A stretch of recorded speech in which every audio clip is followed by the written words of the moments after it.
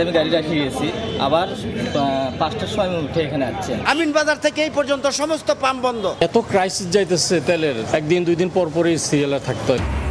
পাম্পের সীমাহীন দুর্ভোগ, জ্বালানি সংকটে খুলনায় বন্ধ 6 বিদ্যুৎ কেন্দ্র, বাড়ছে লোডশেডিং, ভারত থেকে আসছে ডিজেল, বন্দরেও খালাস শুরু।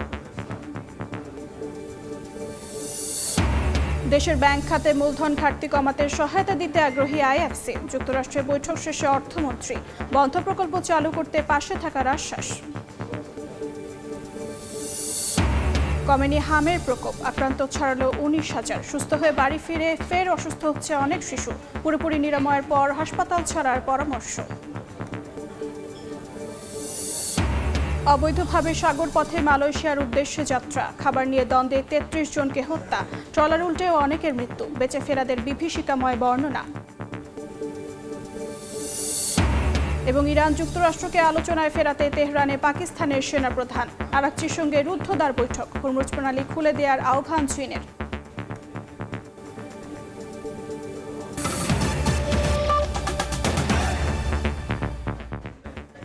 সময় সংবাদের সঙ্গে আছি আমি অর্জিতা শেহজিন।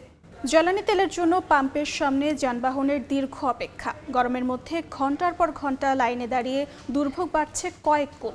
এই মুহূর্তে রাজধানীর আসাদ গেটে আছেন সহকর্মী সাইফুল ইসলাম, খুলনায় আছেন আবদুল্লাহ আল মামুন রুবেল এবং দিনাজপুরে গোলাম নবী দুলাল। সরাসরি শুরুতেই যাচ্ছি মামুনের কাছে।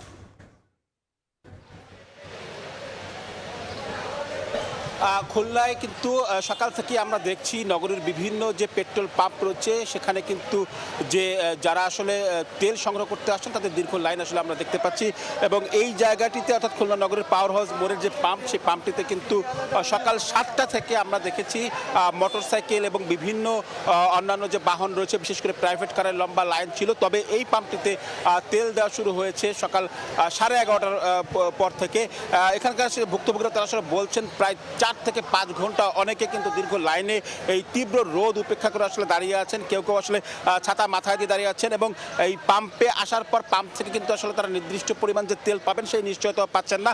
একই সঙ্গে পাম্পের ভিতরে কিন্তু নানা রকম বিশৃঙ্খলার কথা আসলে বলছেন অনেকেই সিরিয়াল মেনটেন করছেন না। এসব নিয়ে আসলে ভোগান্তি কিন্তু শেষ নেই। গত প্রায় 1 মাস ধরে যে ভোগান্তিতে রয়েছে সেই ভোগান্তি কিন্তু আসলে দিনকে দিন আসলে বাড়ছে। জ্বালানির যে সংকট, সেই সংকট কিন্তু আসলে নিরসন করতে পারছেন না স্থানীয়ভাবে। আসলে যারা পাম্পের মালিক তারা আসলে বলছেন যে এই তারা আসলে ডিপো থেকে যে পরিমাণ আসলে তাদের প্রতিদিনের চাহিদা তৈরি হচ্ছে সেই চাহিদার থেকে অনেক কম পাচ্ছেন। ফলে যে পরিমাণ তেল আসলে তারা যারা এখানে কাস্টমার রয়েছেন, গ্রাহক রয়েছেন, তারা যে পরিমাণ তেল আসলে আশা করছেন সেই পরিমাণ তেল আসলে দেওয়া সম্ভব হচ্ছে না। আমরা ছবিটি দেখাতে পাচ্ছি যে পাম্পের পাশে যে সড়ক, সেই সড়কের প্রায় অর্ধেকটা জুড়ে এক পাশে মোটর বাইক, অন্য পাশে কিন্তু আমরা প্রাইভেট কারও দেখতে পাচ্ছি। এই সব কিন্তু পুরো লাইন প্রায় 1 কিলোমিটার কিন্তু লাইন আসলে এখানে রয়েছে। সব কিছু মিলিয়ে এই যে জ্বালানি তেলের যে সংকট বা যে সমস্যা, সেই সমস্যা নিয়ে কিন্তু ভোগান্তিতে রয়েছে এখানকার মানুষ। আমার কাছে এই ছিল খুলনা থেকে পেট্রোল পাম্প থেকে তেল সরবরাহ সবশেষ খবর। আমরা একটু দিনাজপুরের হিলিতে যাব, সেখানকার খবর জানাবেন সহকর্মী। ভারত থেকে আপনার 5,000 মেট্রিক টন ডিজেল আজকে থেকে শুরু হয়েছে দিনাজপুরের পার্বতীপুর রেলহেড ডিপোতে, এবং এটি সকাল 9টা থেকে আপনার আসা শুরু হয়েছে, যেটি আসতে সময় লাগবে 40 থেকে 50 ঘন্টা। এখানকার মেঘনা পেট্রোলিয়ামের যিনি ম্যানেজার কাজী রবিউল আলম, তিনি যেটা জানিয়েছেন যে এই 5,000 মেট্রিক টন ডিজেল আসার পরেই পরবর্তী 3 বা 4 দিন পরে আবার 7,000 মেট্রিক টন ডিজেল আপনার এই পার্বতীপুর রেলের ডিপোতে আসবে। ইতিমধ্যে আমরা জানি যে মার্চ মাসে প্রায় 22,000 মেট্রিক টন ডিজেল ভারত থেকে এখানে এসেছে, এবং গত 14 এপ্রিল মাসে আরও 8,000 মেট্রিক টন, মোট 30,000 মেট্রিক টন ডিজেল কিন্তু মার্চ এবং এপ্রিলের এ পর্যন্ত এসেছে। আজকে 5,000 আসা শুরু হয়েছে। তিনি যেটা জানিয়েছেন যে 40,000 মেট্রিক টন এই মাসে আসার যে কথা ছিল সেটি কিন্তু বরাদ্দ দিয়েছে 25,000 মেট্রিক টন। এরপরে আর 7,000 এবং আপনার পরবর্তী আরও 5,000 মেট্রিক টন আপনার ডিজেল আসবে। আমি এই মুহূর্তে মুহূর্তে পার্বতীপুর রেলহেড ডিপোতে রয়েছে, যেখানে আপনার প্রায় শতাধিক ট্যাঙ্ক লরি আমরা দেখছি যে সেখানে মজুত রয়েছে। তারা বলছেন যে বরাদ্দ পাওয়ার পরেই তারা কিন্তু এই যে রেলহেড ডিপোতে তারা আসবেন এবং তারা বরাদ্দ নিয়ে এখান থেকে যাবেন। অনেকে যেটা অভিযোগ করেছেন যে তাদের বরাদ্দ আপনার 12,000 লিটার থেকে 13,000 লিটার, অনেকে 9,000 লিটার, কিন্তু তারা যেটা পাচ্ছেন মাত্র আপনার 3 থেকে 2,500 লিটার, যেটা আপনার ওদের জন্য খুবই সমস্যা বলে তারা জানিয়েছেন। বিশেষ করে আরেকটি বিষয় বলি, এই যে পার্বতীপুর রেলহেড ডিপো এখানে কিন্তু আপনার কড়া নিরাপত্তার ব্যবস্থা রাখা হয়েছে। এখানে সেনাবাহিনী রয়েছে যে কোনো অপ্রীতিকর ঘটনা যেন না ঘটে। এই জন্য আমি পার্বতীপুর রেলহেড ডিপো থেকে জ্বালানি তেলের সর্বশেষ আমার কাছ থেকে এই ছিল। যুক্ত ছিলাম খুলনা এবং দিনাজপুরে। জ্বালানি সংকটে খুলনা অঞ্চলের 10টি বিদ্যুৎ কেন্দ্রের 6টি বন্ধ রয়েছে। সক্ষমতার অর্ধেকে নেমে এসেছে উৎপাদন, বাড়ছে লোডশেডিং। এমন অবস্থায় সরকারি, বেসরকারি ও ব্যক্তি পর্যায়ে নবায়নযোগ্য জ্বালানির মাধ্যমে বিদ্যুতের উৎপাদনের লক্ষ্য তৈরির আহ্বান বিশেষজ্ঞদের। নেমল হোসেন কোচির ছবিতে আব্দুল আল মামুন রুবেলের প্রতিবেদন। দক্ষিণ পশ্চিমাঞ্চলের ক্রমবর্ধমান বিদ্যুতের চাহিদা মেটাতে এ অঞ্চলে গড়ে উঠেছে বেশ কিছু বিদ্যুৎ উৎপাদনকারী কেন্দ্র, যার মধ্যে বিদেশি ঋণ সহায়তায় নির্মিত কয়লাভিত্তিক রামপাল তাপবিদ্যুৎ কেন্দ্র পূর্ণ ক্ষমতায় উৎপাদনে রয়েছে। বিদ্যুৎ বিভাগের খুলনা অঞ্চলে রয়েছে ছোট বড় 10টি উৎপাদন কেন্দ্র, যার অধিকাংশই ডিজেল বা গ্যাসে চালিত। কেন্দ্রগুলো প্রায় 3,000 মেগাওয়াট বিদ্যুৎ উৎপাদনে সক্ষম। তবে জ্বালানি সংকটে বন্ধ রয়েছে বিদ্যুৎ উন্নয়ন বোর্ডের Khulna 330 megawatt, Faridpur 50 megawatt, north West পাওয়ার কোম্পানির খুলনা 225 মেগাওয়াট, মধুমতি 100 মেগাওয়াট ও ওরিয়ন গ্রুপের রূপসা 105 মেগাওয়াট কেন্দ্র। ফলে প্রস্তুতি থাকার পরেও এ অঞ্চলে মোট উৎপাদন সক্ষমতার অর্ধেকে নেমে এসেছে। ফুয়েল অল্প আছে, সেটা অল্প কিছু আছে, সেটা দিয়ে আবার টেস্ট রান হিসাবে আমরা রাখছি। পর্যাপ্ত ফুয়েল পেলে আমরা প্ল্যান্টটা চালাতে পারবো। গ্রীষ্মকালে এই অঞ্চলে প্রতিদিন বিদ্যুতের গড় চাহিদা 1600 মেগাওয়াট। চাহিদা মতো বিদ্যুৎ সরবরাহ না পাওয়ায় শহর ও গ্রামাঞ্চলে 3 থেকে 5 ঘন্টা লোডশেডিং করতে হচ্ছে বিদ্যুৎ সরবরাহকারী প্রতিষ্ঠানগুলোকে। এই অবস্থায় বিদ্যুতের অপচয় রোধে নানা পদক্ষেপ নিয়েছে ওজোপারিকো। লোডশেড আছে, ক্রাইসিস চলতেছে, সেখানে আমাদের সবারই মিতব্যয়ী হওয়া লাগবে। তো এইগুলো আমরা কন্ট্রোল করার চেষ্টা করতেছি, বিশেষ করে ব্যবসায়ীদের সাথে আমরা যোগাযোগ করতেছি। সংকট সমাধানে জীবাশ্ম জ্বালানি থেকে নবায়নযোগ্য জ্বালানিতে রূপান্তরের মাধ্যমে টেকসই পরিবেশ বান্ধব, বিশেষ করে সৌর বিদ্যুতে নজর দেওয়ার তাগিদ সংশ্লিষ্টদের। সরকার যেন নবায়নযোগ্য জ্বালানি, বিশেষত সৌর বিদ্যুৎ উৎপাদনের ক্ষেত্রে ব্যক্তি মালিককে প্রণোদনা দেন। সেই প্রণোদনার ভিত্তিতে সে নিজেই এগিয়ে এসে বিদ্যুৎ উৎপাদন ব্যবস্থা করতে পারবে। খুলনা অঞ্চলের 10টি বিদ্যুৎ উৎপাদন কেন্দ্রের মধ্যে 8টি কেন্দ্র গ্যাস বা ডিজেলে চালিত, বাকি 2টির একটি কয়লা ও অপরটি সৌরচালিত। টেকসই ও নবায়নযোগ্য জ্বালানি কর্তৃপক্ষের তথ্যমতে ফার্নেস অয়েলে প্রতি ইউনিট বিদ্যুৎ উৎপাদনে খরচ যেখানে 18 টাকা, সেখানে সৌর বিদ্যুতে ইউনিট প্রতি খরচ মাত্র 9 টাকা। তাই আগামীর সংকট মাথায় রেখে টেকসই ও পরিবেশবান্ধব নবায়নযোগ্য জ্বালানি ব্যবস্থা গড়ে তোলার পরামর্শ বিশেষজ্ঞদের। আব্দুল্লাহ আল মামুন রুবেল, সময় সংবাদ, খুলনা। দেশে হাম সংক্রমণে বাড়ছে মৃত্যু। উপসর্গ নিয়ে বিভিন্ন হাসপাতালে রোগীর চাপে দেখা দিয়েছে শয্যার সংকট। এই মুহূর্তে রাজধানীর ডিএনসিসি হাসপাতালে আছেন সহকর্মী মুনির হোসেন। সরাসরি যাচ্ছি তার কাছে। হামের যে সংক্রমণ, সেই সংক্রমণ কিন্তু এখনও বাড়ছে। গত একদিনে রাজধানীর এই কোভিড ডেডিকেটেড হাসপাতালে প্রায় শতাধিক রোগী নতুন করে ভর্তি হয়েছে হামে আক্রান্ত হয়ে, এবং একজনের মৃত্যু হয়েছে বলে আমরা জানতে পেরেছি। এবং সুস্থ হয়ে প্রায় 80-র বেশি রোগী এই হাসপাতাল থেকে বাড়ি ফিরেছে। সব মিলিয়ে এখন পর্যন্ত এই হাসপাতালে এখন বর্তমানে 354 জন হামের রোগী ভর্তি রয়েছে এবং তারা চিকিৎসা নিচ্ছেন। চিকিৎসকরা যারা বলছেন যে এই হাসপাতালে যারা চিকিৎসা নিচ্ছেন তাদের মধ্যে 2 বছরের কম বয়সী শিশুই বেশি, এবং যাদের অবস্থা সংকটাপন্ন কিংবা যাদের অবস্থা খারাপ হচ্ছে তাদের বয়সও 2 বছরের কম। এই মুহূর্তে এই হাসপাতালে 44 জন রোগী সংকটাপন্ন অবস্থায় আইসিইউতে রয়েছে, এবং চিকিৎসকরা বলছেন যে এই হাসপাতালে যারা আসছেন অধিকাংশই তারা সুস্থ হয়ে বাড়ি ফিরছেন। তবে যাদেরই যেই শারীরিক অন্য জটিলতা আছে সেসব ক্ষেত্রে, যাদের রোগ প্রতিরোধ ক্ষমতা কম, যাদের নিউমোনিয়া কিংবা হার্ট যে ছিদ্রের মতো সমস্যাগুলো আছে সেই সমস্যার কারণে তাদের যেই অবস্থা সংকটাপন্ন সেই অবস্থা হচ্ছে। তবে চিকিৎসকরা আরও বলছেন যে পুষ্টিহীনতার যে কথাটি আসলে তারা বলছিলেন যে পাশাপাশি অন্যান্য অসুস্থতার সঙ্গে পুষ্টিহীনতার একটি বড় ঘাটতি রয়েছে, যার কারণেই মূলত যে শিশুরা রয়েছে তারা হামে বেশি আক্রান্ত হচ্ছে। সেক্ষেত্রে তারা পরামর্শ দিচ্ছেন যে শিশুরা আক্রান্ত হয়েছে কিংবা যে শিশুরা এখনও আছে তাদেরকে বেশি রোদে নেওয়া এবং পুষ্টিকর খাবার খাওয়ানো এইসব বিষয়ে পরামর্শ দিচ্ছেন। এবং চলমান যে টিকা কার্যক্রম আছে সেই টিকা কার্যক্রমে যারা সুস্থ আছে সেই সুস্থ শিশুদেরকে অর্থাৎ 6 মাস থেকে 59 মাসের যে বয়সী শিশুদেরকে যে টিকাদান কর্মসূচি চলছে সেই টিকাদান কর্মসূচিতে সকল শিশুদের টিকা দেওয়ার পরামর্শ দিচ্ছেন চিকিৎসকরা। তো এ ছিল রাজধানীর ডেডিকেটেড হাসপাতাল থেকে হামের প্রাদুর্ভাবের সবশেষ তথ্য। যুক্ত ছিলাম রাজধানীর ডিএনসিসি হাসপাতালে। সার্বজনীন স্বাস্থ্যসেবা নিশ্চিত করা সরকারের লক্ষ্য বলে জানিয়েছেন স্বাস্থ্যমন্ত্রী সরদার মোহাম্মদ সাখাওয়াত হোসেন। সকালের সংসদ অধিবেশনে নারায়ণগঞ্জের সিদ্ধিরগঞ্জে 200 শয্যা হাসপাতাল প্রতিষ্ঠার প্রস্তাবের প্রেক্ষিতে দেয়া বক্তব্যে একথা জানান মন্ত্রী। বলেন, প্রধানমন্ত্রী জনকল্যাণমুখী প্রতিষ্ঠানের উন্নয়ন করতে চান, সবার জন্য স্বাস্থ্যসেবা নিশ্চিত করতে কাজ করছে সরকার। এ সময় পরবর্তীতে বিবেচনার আশ্বাস দিয়ে সিদ্ধিরগঞ্জে হাসপাতাল প্রতিষ্ঠার প্রস্তাব প্রত্যাহারের আহ্বান জানান তিনি। পরে উত্থাপন করা সংসদ সদস্য প্রস্তাব প্রত্যাহার করেন।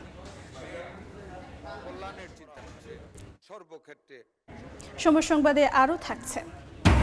চলতি বছরের হজ যাত্রা শুরু হচ্ছে কাল। কার্যক্রমের উদ্বোধন করবেন প্রধানমন্ত্রী তারেক রহমান। আশকোনা ক্যাম্পের শেষ মুহূর্তের প্রস্তুতি। অবৈধভাবে বাংলাদেশ থেকে মালয়েশিয়াগামী একটি ট্রলারে ছিলেন প্রায় 280 জন। মাঝ সমুদ্রে খাবার ও পানি নিয়ে হইচই করায় ট্রলারেই 33 জনকে হত্যার অভিযোগ উঠেছে। পরে ট্রলারটি উল্টে আরও বহু যাত্রীর মৃত্যু হয়। বেঁচে ফেরা 2 যাত্রীর বর্ণনায় উঠে এসেছে মানব পাচার চক্রের বিভীষিকাময় চিত্র। রোহিঙ্গা ক্যাম্প ঘুরে আরও জানাচ্ছেন সুজাউদ্দিন রুবেল। ক্যামেরায় ছিলেন মোহাম্মদ ফারাজ।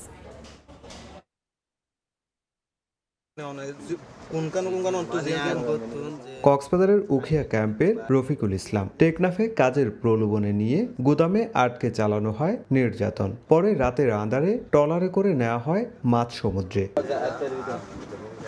পাচারের উদ্দেশ্যে সাগরপথে মালয়েশিয়ায় শুরু হয় যাত্রা। টানার 4 দিন ট্রলারে চলে নির্যাতন। পরে আন্দামান সাগরে ডুবে যায় ট্রলারটি। 2 দিন পানির ড্রামে ভেসে থাকার পর তাকে উদ্ধার করে বাংলাদেশি জাহাজ।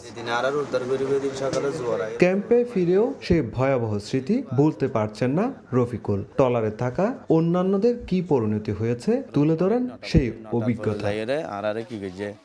মালয়েশিয়ার উদ্দেশ্যে আমাদের একটি বড় ট্রলারে উঠিয়ে দেয়া হয়। পানির জন্য প্রতিবাদ করলে আমাদের গোপন কক্ষের ভেতরে ঢুকিয়ে দেয়া হয়। ভেতরে শ্বাস নিতে না পেরে অনেকে অজ্ঞান হয়ে পড়েন। পরে 3টি কক্ষ খুলে 33 জনকে মৃত অবস্থায় বের করে সাগরে ফেলে দেয়া হয়। আধা ঘন্টা পর আন্দামান সাগরের ঢেউয়ের আঘাতে ট্রলারটি উল্টে যায়।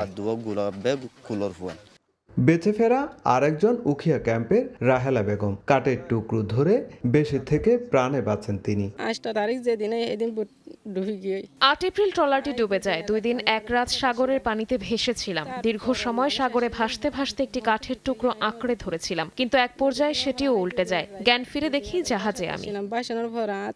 আন্তর্জাতিক ও স্থানীয় মানব পাচার চক্র এই ঘটনার সঙ্গে জড়িত বলে অভিযোগ স্থানীয় এই জনপ্রতিনিধির। মানব পাচারে যে ঘটনাগুলো ঘটছে, যেগুলো আইন শৃঙ্খলা বাহিনী জানছে, সেগুলোর ব্যাপারে তদন্ত করে কারা এর সাথে জড়িত, কারা মূল হোতা তাদেরকে চিহ্নিত করে তাদেরকে আইনের আওতায় আনতে হবে। ক্ষতিগ্রস্ত পরিবারগুলোর খোঁজ খবর নেয়ার পাশাপাশি জড়িতদের বিরুদ্ধে ব্যবস্থা নিচ্ছে আইন শৃঙ্খলা বাহিনী। এই বিষয়ে যারা দায়ী, যারা বিশেষ করে যারা হিউম্যান ট্রাফিকার রয়েছে, এটি যদি বাংলাদেশের নাগরিকও হয়ে থাকে, আমাদের আইন শৃঙ্খলা রক্ষাকারী বাহিনী কাজ করছে। কয়েকজনকে গ্রেপ্তার করা হয়েছে। আমরা আশা করছি যে মূল ঘটনা উদ্ঘাটিত হবে।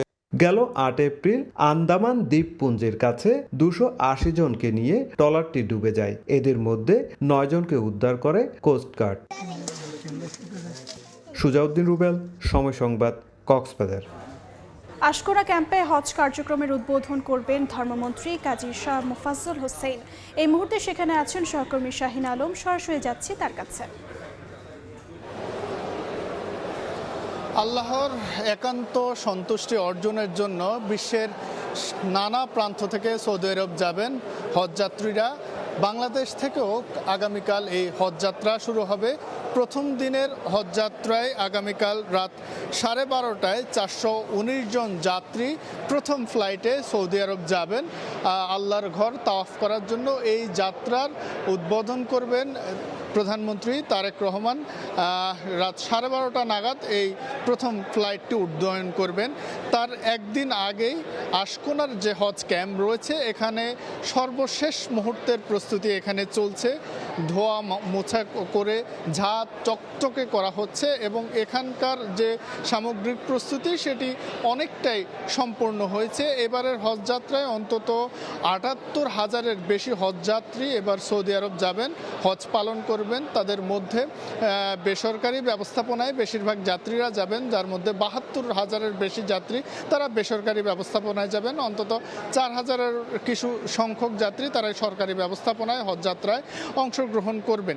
এবারের হজযাত্রা নিরাপদ করতে, এবারের হজযাত্রা স্বাচ্ছন্দ্যের সঙ্গে যেন যাত্রীরা হজযাত্রা করতে পারেন সেই জন্য কিন্তু ধর্ম মন্ত্রণালয়ের সঙ্গে ইসলামিক ফাউন্ডেশনের একটি কোলাবোরেশন করা হয়েছে। সেখান থেকে স্বেচ্ছাসেবক নিয়ে আসা হয়েছে। আমরা হজ ক্যাম্পে ইতিমধ্যে সেই স্বেচ্ছাসেবকদের কার্যক্রম আমাদের চোখে পড়েছে এবং একদিন আগেই হজের যারা যাত্রীরা রয়েছেন তারা কিন্তু এই হজ ক্যাম্পে এসে অবস্থান করছেন এবং আগামীকাল থেকে প্রথম ফ্লাইটটি শুরু হবে। তারপরে ক্রমান্বয়ে আস্তে আস্তে ধীরে ধীরে যারা যাত্রীরা রয়েছেন তারা হজে যাবেন এবং আল্লাহর সন্তুষ্টি অর্জনের জন্য আসলে বায়তুল্লাহ শরীফ তাওয়াফ করবেন। এবং যদি বলা যায় চলতি বছরের এখন পর্যন্ত হজযাত্রার যে প্রস্তুতি আমাদের চোখে পড়ছে সেটি অনেকটাই স্বস্তিদায়ক। তো এ ছিল আমার কাছে হজযাত্রার সর্বশেষ খবর।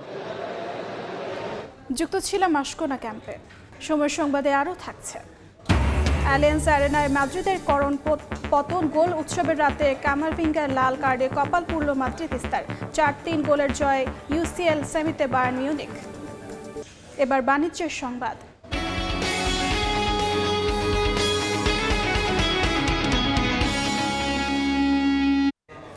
দেশের ব্যাংকিং খাতে আর্থিক সংকট মোকাবেলায় বড় অর্থ সহায়তা দিতে আগ্রহী ইন্টারন্যাশনাল ফাইন্যান্স কর্পোরেশন আইএফসি। স্থানীয় সময় বুধবার ওয়াশিংটন ডিসিতে বাংলাদেশ ও উন্নয়ন সহযোগিতার দ্বিপাক্ষিক বৈঠকে একথা জানায় সংস্থাটি। বৈঠক শেষে অর্থমন্ত্রী জানান, মূলধন ঘাটতি কমানো, বন্ধ থাকা প্রকল্প সচল করা ও বেসরকারি খাতে গতি আনবে এই সহায়তা। দেশে আর্থিক সংকট মোকাবিলায় বড় অর্থ সহায়তার ইঙ্গিত দিয়েছে ইন্টারন্যাশনাল ফাইন্যান্স কর্পোরেশন আইএফসি। যুক্তরাষ্ট্রে স্থানীয় সময় বুধবার ওয়াশিংটন ডিসিতে অর্থমন্ত্রীর নেতৃত্বে বাংলাদেশ প্রতিনিধি দলের সঙ্গে বৈঠকে বিষয়টি জানায় সংস্থাটি। আইএফসি সহযোগিতার মধ্যে রয়েছে ব্যাংকিং খাতের মূলধন ঘাটতি পূরণে তারল্য সরবরাহ, সরকারের বন্ধ প্রকল্প চালু করতে বিনিয়োগ, মূলধন সংকটে থাকা প্রতিষ্ঠানগুলোর উন্নয়ন। আইএফসির সঙ্গে বৈঠক শেষে বিশ্বব্যাংক অফিসে গণমাধ্যমের সঙ্গে কথা বলেন অর্থমন্ত্রী আমির খসরু মাহমুদ চৌধুরী। জানান, বেসরকারি খাতে গতি আনবে এই আর্থিক সহায়তা। সার্বিক সমাধানে আমরা আইএফসি খুব ইন্টারেস্ট দিয়েছে এবং ব্যাংকগুলোকে লিকুইডিটি দেওয়ার, তারা ভালো অ্যামাউন্টের একটা লিকুইডিটি দেবে ব্যাংকগুলোকে, তারপরে ট্রেড সাপোর্ট দেবে গ্যারান্টি দিয়ে, এবং প্রাইভেট সেক্টরে যে যাদের যেসব কোম্পানিতে ক্যাপিটাল ডেফিসিট হয়েছে তাদেরকে কি সাপোর্ট দিতে পারে সেটা নিয়ে আলাপ হয়েছে। এদিন দেশের পুঁজিবাজারের বন্ড সহ বিভিন্ন সমস্যা নিয়ে আলোচনা হয় প্রভাবশালী মার্কিন ব্যাংকার এবং অর্থদাতা জেপি মর্গানের সঙ্গেও। বাংলাদেশের ক্যাপিটাল মার্কেটের অবস্থা তো খুবই খারাপ।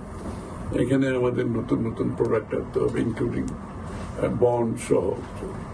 এবং জেপি মর্গানের এখানে বাংলাদেশে অংশগ্রহণ করা হচ্ছে একটা সিগন্যাল, একটা গ্লোবাল সিগন্যাল। এটা জেপি মর্গান যখন বাংলাদেশে ইনভলভ হয়, ফ্ল্যাগশিপ কোম্পানিগুলোকে একটা মেসেজ দিয়ে। সার্বিক বিনিয়োগ তরুণদের কর্মসংস্থান তৈরিতে গতি আনবে বলে মনে করেন অর্থমন্ত্রী। এই যে প্রাইভেট সেক্টরের কাছে টাকা যাবে, এর মধ্যে বড় বিনিয়োগ করবে, এটা জব ক্রিয়েশন, মানে প্রত্যেক কিছু তো জব ক্রিয়েশন। আমরা কারণ বিএনপির মেইন উদ্দেশ্য হচ্ছে জব ক্রিয়েশন। বর্তমান সরকারের নেতৃত্বে প্রথমবারের মতো ওয়াশিংটন ডিসিতে আইএমএফ এর বসন্তকালীন বৈঠকে অংশ নিয়েছে বাংলাদেশ মিশন। কাজল আব্দুল্লাহ, সময় সংবাদ। জাতীয় সংসদের সাউন্ড সিস্টেম স্থাপনে দুর্নীতির অভিযোগে কমিউনিকেশন টেকনোলজি লিমিটেডের সিইও জাহিদুর রহিম জোয়ারদারকে জিজ্ঞাসাবাদ করছে দুর্নীতি দমন কমিশন। সংস্থাটির সহকারী পরিচালক প্রবীর দাসের নেতৃত্বে একটি দল বিভিন্ন অনিয়মের বিষয়ে তাকে জিজ্ঞাসাবাদ করছেন। দুদকের অভিযোগ, 2018 সালে আওয়ামী লীগ সরকারের আমলে জাতীয় সংসদে স্থাপিত সাউন্ড সিস্টেমে বড় ধরনের অনিয়ম হয়। পরবর্তীতে অন্তর্বর্তী সরকারের সময় সংস্কার কাজেও দুর্নীতির অভিযোগ ওঠায় গত জানুয়ারিতে অনুসন্ধানে নামে দুদক। অভিযোগ রয়েছে, গণপূর্তের যোগসাজশে প্রায় 4 কোটি টাকার সংস্কার কাজ পায় একটি নির্দিষ্ট প্রতিষ্ঠান। তবে পর্দার আড়ালে মূল কাজ করে জাহিদুর রহিম জোয়ারদারের প্রতিষ্ঠান কমিউনিকেশন টেকনোলজি লিমিটেড। জাহিদুর রহিম সাবেক স্বাস্থ্যমন্ত্রী জাহিদ মালিকের ভাইরা এবং সাবেক হুইপ নূরে আলম চৌধুরী লিটনের ঘনিষ্ঠ বলে জানিয়েছে দুদক। এই প্রতিষ্ঠানটি 2018 সালে সংসদে সাউন্ড সিস্টেম স্থাপনের কাজ করেছিল। তার বিরুদ্ধে শত কোটি টাকা আত্মসাৎ ও অর্থ পাচারের অভিযোগও খতিয়ে দেখছে দুদক। প্রাকৃতিক ভারসাম্য রক্ষায় সড়কের পাশে রোপণ করা হয়েছিল গাছ, তবে পরিচর্যার অভাবে এখন সব মৃতপ্রায়। 2001 সালে বনায়ন প্রকল্পের আওতায় খুলনায় ডুমুরিয়ায় রাস্তার পাশে রোপণ করা হয় কয়েকশো প্রজাতির গাছ। এতে হুমকির মুখে জীববৈচিত্র্য। আব্দুল হালিমের ক্যামেরায় তানজিম আহমেদের রিপোর্ট। পথের দুই ধারে ছায়াদানকারী বিশালাকৃতির গাছগুলোর বেশিরভাগ মৃত। তীব্র গরম এলেই উপলব্ধি করা যায় এই গাছগুলোর প্রয়োজনীয়তা। এ চিত্র খুলনার ডুমুরিয়া উপজেলার কইয়া মোস্তরমোড় সড়কের। 2001 সালে সামাজিক বন বিভাগের সঙ্গে কয়েকটি সংস্থা শোলমারি, সরাবপুর, বসুন্দিয়া, চরকটিয়া, কাঁঠালতলা, মাগুরখালী সহ বিভিন্ন সড়ক ঘেঁষে শিরিষ, মেহগনি, রেইনট্রি ও নিম গাছের চারা রোপণ করে। বপন করা হয় বাবলা গাছের বীজও। ধীরে ধীরে বড় হয়ে ওঠে এসব গাছ। সড়কের দুই পাশ সবুজে ছেয়ে যাওয়ায় দৃষ্টিনন্দন পরিবেশ সৃষ্টি হয়।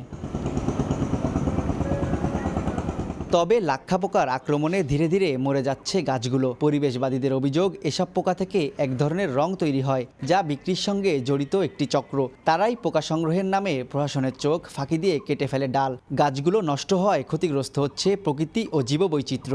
এখন তো সময় থাকে না, গাছ এই ভাইরাসের জন্য এই গাছ মরিয়ে যাচ্ছে, বুঝছেন। এই ভাইরাস হয়, এই ভাইরাস বাঁচার জন্য গাছের দিকে এদের কোনো খেয়াল নাই। মোটামুটি একটা সন্ত্রাসী কায়দায় এরা গাছগুলো কাটে নিয়ে যায়, আর এই গাছগুলো কাটে নেওয়ার কারণে আজকে আমরা এই ছায়া থেকে বঞ্চিত। ভাইরাস তৈরি করার যে সিন্ডিকেট, এদেরকে মানে এদের বিরুদ্ধে পদক্ষেপ গ্রহণ করে এই এখনও যে বিদ্যমান গাছগুলো আছে এবং যে গাছগুলো প্রায় মৃতপ্রায় তাদেরকে বাঁচিয়ে রাখার জন্য। এদিকে সামাজিক বন বিভাগ বলছে, গাছগুলো বেশি বড় হওয়ায় পোকা দমনে কার্যকরী পদক্ষেপ নেওয়া সম্ভব হচ্ছে না। কৃষি কর্মকর্তাদের সাথে আলোচনা করে আমরা একটা প্রতিবেদন দিব। তো সেগুলি এখন তো কর্তনের যেহেতু নিষিদ্ধ, সেই কারণে আমরা ওগুলি নিলামের জন্য কাটতে পারতেছি না। কর্তনের অনুমতি আসলে তখন আমরা এগুলি কাটবো এবং তারপরে সেখানে আমরা নতুন করে বৃক্ষরোপণ করতে পারব। 2001 সালে ডুমুরিয়া উপজেলার অন্তত 9টি সড়কে বৃক্ষরোপণ করা হয়। গাছগুলো মরে যাওয়ায় একদিকে যেমন এলাকার প্রকৃতি রুক্ষ হয়ে উঠেছে, তেমনি আবাসস্থল হারিয়েছে পাখিরা, আর অঞ্চল হারাচ্ছে দুর্যোগ থেকে বাঁচার প্রাকৃতিক সুরক্ষা। খুলনা ডুমুরিয়া থেকে তানজিম আহমেদ, সময় সংবাদ। যুদ্ধবন্ধে শান্তি চুক্তির খুব কাছাকাছি যুক্তরাষ্ট্র ও ইরান বলে দাবি করেছেন মার্কিন প্রেসিডেন্ট ডোনাল্ড ট্রাম্প। দেশ দুটিকে আলোচনার টেবিলে ফেরাতে কূটনৈতিক প্রচেষ্টা চালিয়ে যাচ্ছে পাকিস্তান। যদিও দ্বিতীয় দফার বৈঠকের জন্য কোনো নির্দিষ্ট তারিখ নির্ধারিত হয়নি বলে জানিয়েছে তেহরান। এর মধ্যেই হরমুজ প্রণালী উন্মুক্ত রাখতে ইরানের প্রতি আহ্বান জানিয়েছে চীন। এদিকে প্রণালীর বিধিনিষেধ শিথিল করার কথা ভাবছে ইরান বলে দাবি বার্তা সংস্থা রয়টার্সের। বুধবার রাতে তেহরানে জড়ো হন হাজারো মানুষ। সরকারের প্রতি নিজেদের সমর্থন অব্যাহত রাখার ঘোষণা দেন তারা। কূটনৈতিক প্রচেষ্টার অংশ হিসেবে দিন তেহরানে পৌঁছান পাকিস্তানের সেনাপ্রধান ফিল্ড মার্শাল আসিম মুনির ও স্বরাষ্ট্রমন্ত্রী মহসিন নাকভি। তাদের সঙ্গে বৈঠক করেন ইরানের পররাষ্ট্রমন্ত্রী আব্বাস আরাকচি। একই দিন সৌদি আরবের জেদ্দায় যুবরাজ মোহাম্মদ বিন সালমানের সঙ্গে বৈঠকে বসেন পাকিস্তানের প্রধানমন্ত্রী শাহবাজ শরীফ। আলোচনায় গুরুত্ব পায় ইরান ইস্যু। এনবিসির এক প্রতিবেদন অনুযায়ী যুদ্ধবন্ধে শান্তি চুক্তির খুব কাছাকাছি পৌঁছেছে ইরান ও যুক্তরাষ্ট্র বলে দাবি করেছেন মার্কিন president Donald Trump. White house জানিয়েছে দ্বিতীয় দফার এই বৈঠক ইসলামাবাদেই অনুষ্ঠিত হতে পারে। যুদ্ধবিরতির মেয়াদ বাড়াতে যুক্তরাষ্ট্র আনুষ্ঠানিকভাবে অনুরোধ করেছে, এমন দাবি সত্য নয় বলে দাবি মার্কিন প্রশাসনের। We feel good about the prospects of a deal. The president mentioned that in his interview yesterday, and it's obviously in the best interest of Iran to meet the president's demands. I think he's made his red lines in these negotiations very clear to the other other side, and so we are continuing to see how these conversations go. পাকিস্তানের মধ্যস্থতায় আলোচনা চলমান আছে বলে জানিয়েছে Iran. তবে দেশটির পররাষ্ট্র মন্ত্রণালয়ের মুখপাত্র জানান, দ্বিতীয় দফার বৈঠকের কোনো নির্দিষ্ট তারিখ এখনো নির্ধারিত হয়নি। এদিকে হরমুজ প্রণালী উন্মুক্ত রাখা আন্তর্জাতিক সম্প্রদায়ের একনিষ্ঠ দাবি বলে মন্তব্য করেছে চীন। দেশটির পররাষ্ট্রমন্ত্রী ওয়াং ই বলেন, ইরানের সার্বভৌমত্ব, নিরাপত্তা ও ন্যায়সঙ্গত অধিকারের প্রতি সম্মান জানানো উচিত। তবে একই সঙ্গে হরমুজ প্রণালীতে জাহাজ চলাচলের স্বাধীনতা ও নিরাপত্তা নিশ্চিত করা জরুরি। বার্তা সংস্থা রয়টার্সের এক প্রতিবেদন অনুযায়ী প্রণালীর বিধিনিষেধ শিথিল করার কথা বিবেচনা করছে ইরান। তেহরানের প্রস্তাব অনুযায়ী একটি চূড়ান্ত চুক্তিতে পৌঁছানো গেলে হরমুজ প্রণালীর ওমান অংশ দিয়ে আন্তর্জাতিক জাহাজগুলোকে বিনা বাধায় চলাচলের সুযোগ দেওয়া হবে। রাহানুল রানা, সময় সংবাদ। চ্যাম্পিয়ন্স লিগের খবর, চিরপ্রতিদ্বন্দ্বীদের দেখানো পথেই হাঁটল রিয়াল মাদ্রিদ। অ্যালিয়ান্স অ্যারেনায় 4-3 গোলে বিধ্বস্ত হলো লস ব্লাঙ্কোস। 2 লেগ মিলিয়ে 6-4 ব্যবধানে এগিয়ে থেকে সেমিফাইনালে উঠে গেল বায়ার্ন মিউনিখ। ম্যাচের শুরুতেই চমক দেয় সফরকারীরা।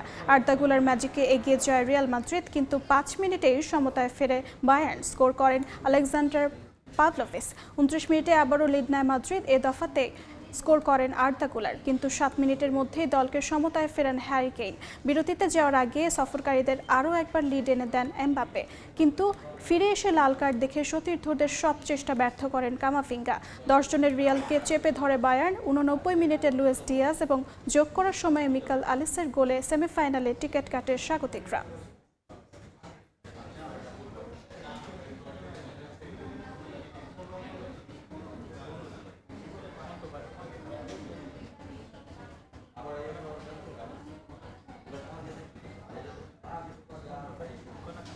সময় সংবাদের শীর্ষ সংবাদগুলো জানিয়ে দিচ্ছি আরেকবার।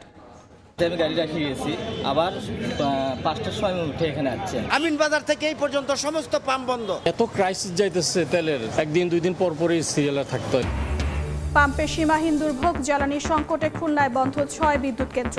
বাড়ছে লোডশেডিং, ভারত থেকে আসছে ডিজেল, বন্দরেও খালাস শুরু। দেশের ব্যাংক খাতে মূলধন ঘাটতি কমাতে সহায়তা দিতে আগ্রহী আইএফসি। যুক্তরাষ্ট্রে বৈঠক শেষে অর্থমন্ত্রী বন্ধ প্রকল্প চালু করতে পাশে থাকার আশ্বাস। এবং কমেনি হামের প্রকোপ, আক্রান্ত ছড়ালো 19,000। সুস্থ হয়ে বাড়ি ফিরে ফের অসুস্থ হচ্ছে অনেক শিশু। পুরোপুরি নিরাময়ের পর হাসপাতাল ছাড়ার পরামর্শ।